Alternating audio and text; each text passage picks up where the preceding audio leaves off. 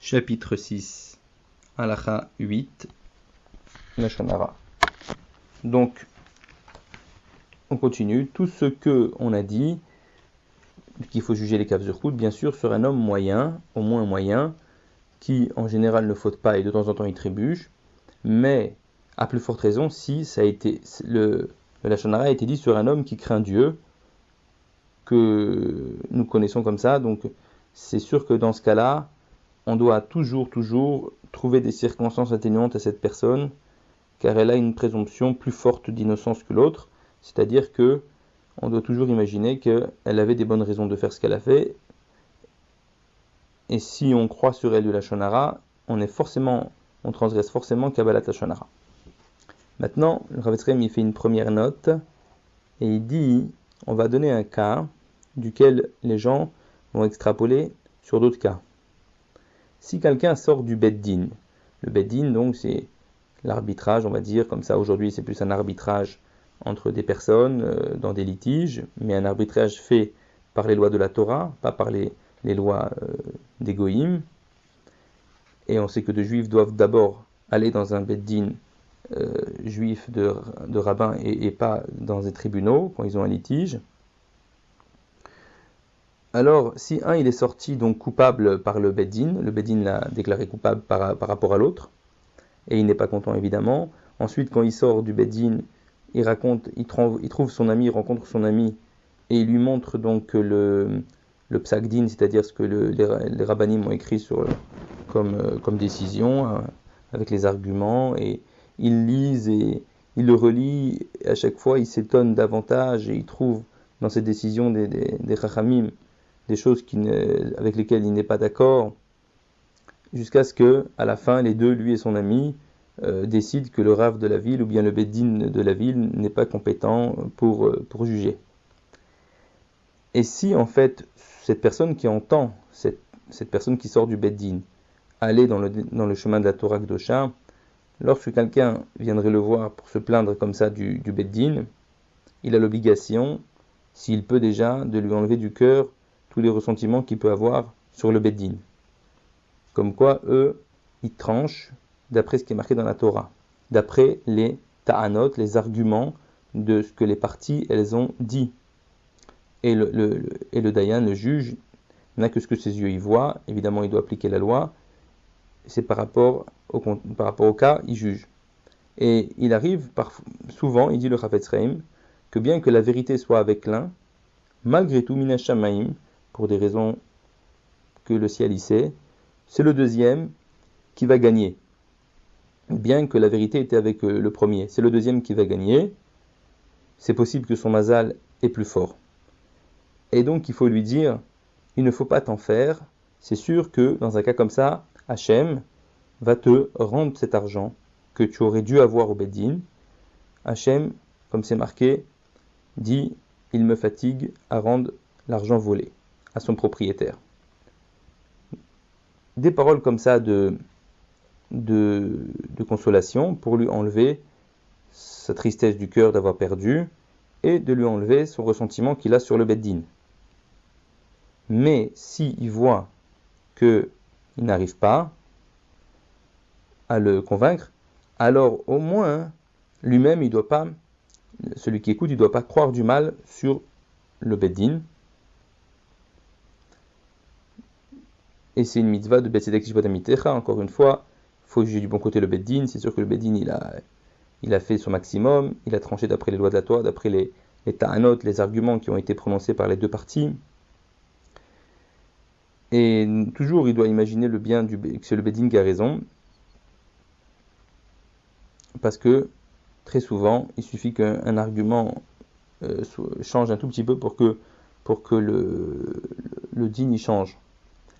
Et même si celui qui écoute le plaignant lui-même est un Chacham Gadol Batora, donc lui-même c'est un Tamid Chacham et il connaît la loi, il sait ce que le Shulchan Aruch dit, et d'après ce que lui raconte le plaignant, il voit qu'en effet le Beddin s'est trompé.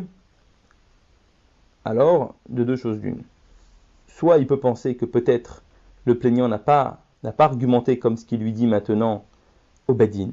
Cet argument qui lui dit maintenant, en étant sorti du Beddin, en fait, il n'y a pas pensé quand il était au Bedin, il était impressionné à ce moment-là, il n'a pas pensé, c'est en sortant du Bedin qu'il a trouvé cet argument. Et c'est vrai que cet argument, si on le prend, il fait gagner le procès. Mais le problème, c'est que peut-être il était impressionné au moment du jugement, il était en colère, il n'a pas pensé à cet argument, il le dit en sortant, et c'est pour ça que le Bedin donc, ne l'a pas fait gagner. Et même s'il voit que c'est pas possible et que forcément le Bedin se sont trompés, alors il n'a pas le droit, celui qui écoute, de croire du mal sur le Bedin, mais au contraire, qu'il aille voir le Bedin, ce Rav qui écoute donc le plaignant, qu'il aille voir le Bedin et qu'il leur demande donc pourquoi, sur quoi ils se sont appuyés pour trancher comme ça. Peut-être qu'en effet, le Bedin s'est trompé, ça peut arriver, s'il arrive à démontrer qu'il s'est trompé,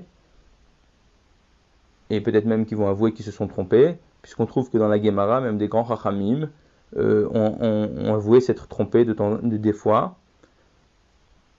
Et comme il est dit, il faut au contraire aller voir le Bedin, s'expliquer avec lui, plutôt que de croire du mal sur lui, comme le Rambam il a dit. Il faut aller être mitvaker, il faut aller argumenter avec la personne avec qui on n'est pas d'accord, pourquoi il m'a fait telle chose, et ne pas donc se contenter de lui garder dans le cœur des ressentiments. Et celui donc qui, sans aller faire d'enquête, sans aller voir le Bedin, pense du mal sur le Bedin, alors c'est sûr que il transgresse Besedek Shmot Amitecha et Kabbalat Lashon Hara, il croit du Lashon Hara sur des gens qui sont censés être des gens, bien sûr, Bechesket Kashrut et Talmidei Chachamim, et même il transgresse le Tissa Lafred d'après le Rambam parce que il garde un ressentiment sans s'être expliqué avec la personne. Et tout celui qui juge du Kav Zechut son ami, du ciel on le jugera du bon côté lui aussi. À la Khatet. Ça s'applique aussi l'interdiction du Lashon Hara. Par exemple, quand quelqu'un il va dénigrer les paroles ou les actions des parents de quelqu'un, ou bien de ses ancêtres, ou bien il va dénigrer les actions de son prochain avant qu'il fasse teshuva, ou bien par exemple il va évoquer donc son manque d'intelligence dans la Torah ou dans les matières profanes. Tout ce qui est honteux en fait, on n'a pas le droit d'y croire. On n'a pas le droit d'y croire parce qu'on n'a pas le droit de se faire dénigrer un juif à nos yeux, la personne sur qui le mal a été dit.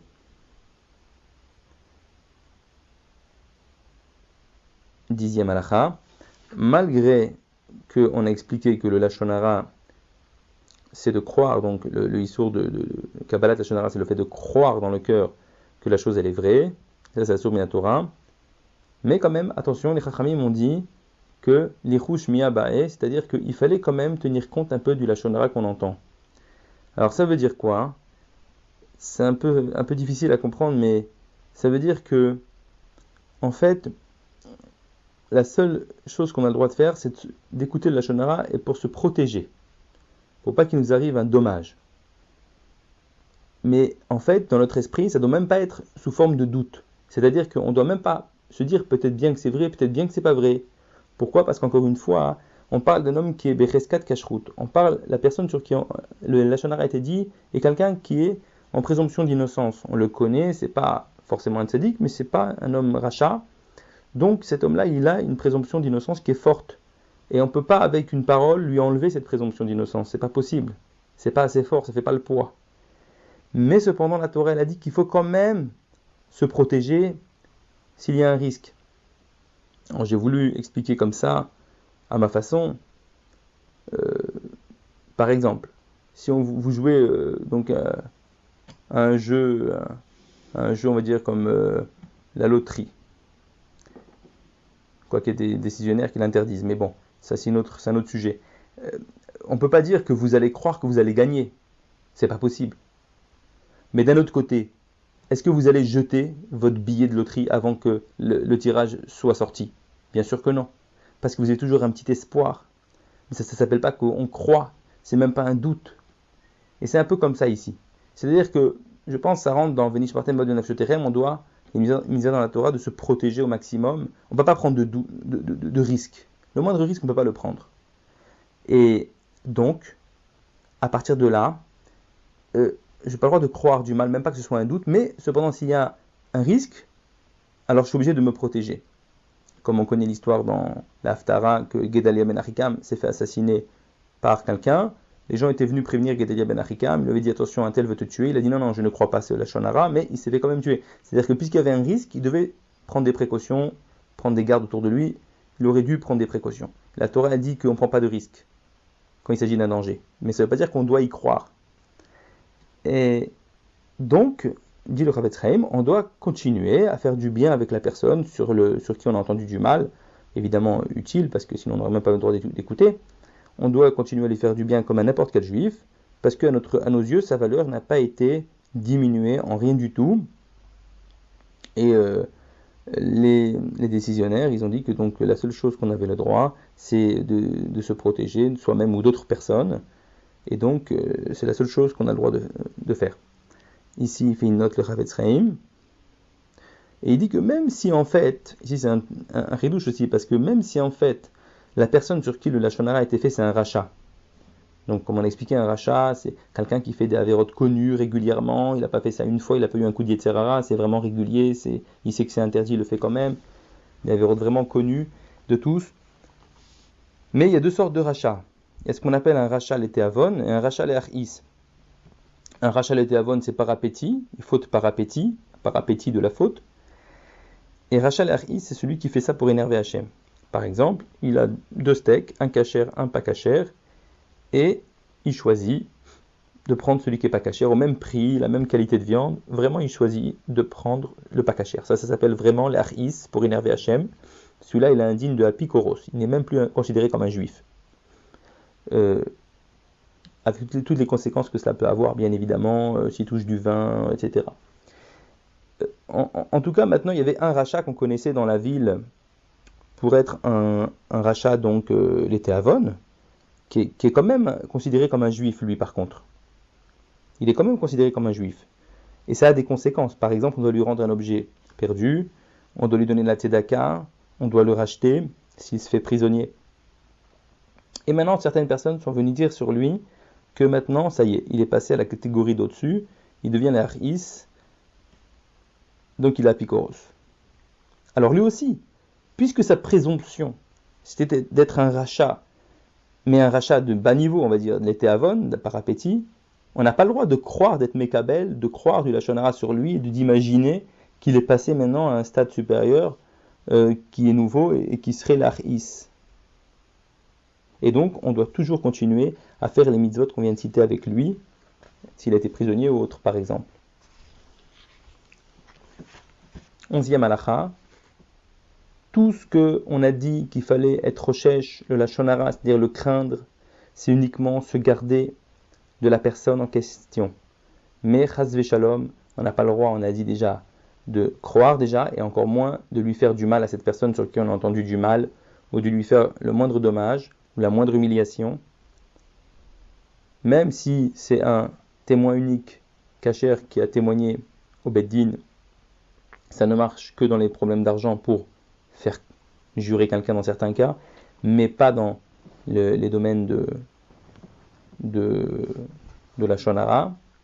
Et donc on ne doit pas croire ce témoin unique, et la personne sur qui ça a été dit, on ne doit pas croire le mal. Et même le détester dans notre cœur, c'est Assur Minatora. Et on ne doit pas, évidemment, se dispenser de toutes les obligations qu'on a vis-à-vis des Juifs, comme on a expliqué, à cause de ce qu'on a entendu. Il donne ici une autre note, le Chavetz Chaim. Il dit, par exemple, s'il y a dans la ville des pauvres qui sont considérés comme pauvres depuis toujours, et on leur donne la tzedaka. Et maintenant, quelqu'un est venu et a dit qu'en fait, ce ne sont pas des pauvres. Ils sont riches, ils ont de l'argent, mais ils se font passer pour des pauvres, pour rouler les gens et obtenir de l'argent. À cause de ça, beaucoup de gens croient cette information et ne donnent plus de la tzedaka à ces personnes. Alors c'est une grande faute. Ils sont Mekabel Lashon Hara, ils ont cru le Lashon Hara. Parce que si cette personne a appliqué ce que la Torah elle dit, qu'elle dit qu'il ne faut pas croire le Lashon Hara, c'est un réflexe, c'est systématique, juste être rochesh. Alors, qu'est-ce qu'il aurait fait? Pour l'instant, tant qu'il n'a pas enquêté sur ces gens-là, évidemment qu'il doit leur donner leur présomption de pauvreté, et donc il doit leur donner la tzedaka, comme d'habitude. Mais c'est vrai que c'est bien aussi d'enquêter, puisqu'il faut être rochesh, on ne sait jamais, donc il faut enquêter, et voir si c'est vraiment vrai qu'ils sont pas des vrais pauvres. Mais tant qu'on n'a pas enquêté de manière certaine, on n'a pas le droit de croire cette information, même pas dans notre esprit, et encore moins d'agir en ne donnant plus l'argent à ces personnes. Comme dit le Passouk, Al tigzol dal kidalhu, ne vole pas le pauvre parce qu'il est pauvre. On explique que on parle de quelqu'un qui a l'habitude de donner un tzedaka à un pauvre, et puis il s'arrête un jour, il s'appelle qu'il a volé le pauvre. 12e halakha, on termine le chapitre 6.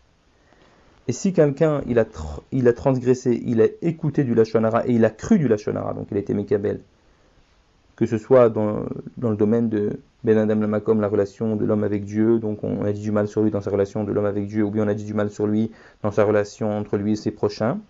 Comment est-ce qu'il faut arranger ça rétroactivement? Comment est-ce qu'il faut faire la teshuva? Alors d'abord, retirer de notre cœur cette information, ne plus la croire, et comme on a dit, ne plus la croire, ça signifie, ça ne veut pas dire imaginer qu'on nous a dit un mensonge de A à Z, mais se dire que peut-être qu'il s'est trompé dans son imagination, celui qui nous a raconté, qu'il a mal compris ce que l'autre a fait, ou il a mal compris ce que l'autre a dit, ou que l'autre n'avait pas une mauvaise intention, bref, toutes les caves de route, donc les circonstances atténuantes qu'on peut trouver à une personne, donc retirer l'information négative de notre cœur, ça c'est une première chose. Ensuite, prendre sur soi à l'avenir de ne plus croire de la lashon hara sur un juif, et se confesser, c'est-à-dire oralement, dire pardonne-moi Hachem d'avoir été mekabel de la lashon hara sur un tel, et comme ça on aura arrangé rétroactivement, fait teshuva, donc effacer toutes les averot qui auront été faites, les lavim, les asin qui auront été transgressés par ces kabbalat de lashon hara, comme on l'a expliqué dans l'entrée en matière. On a terminé le chapitre 6.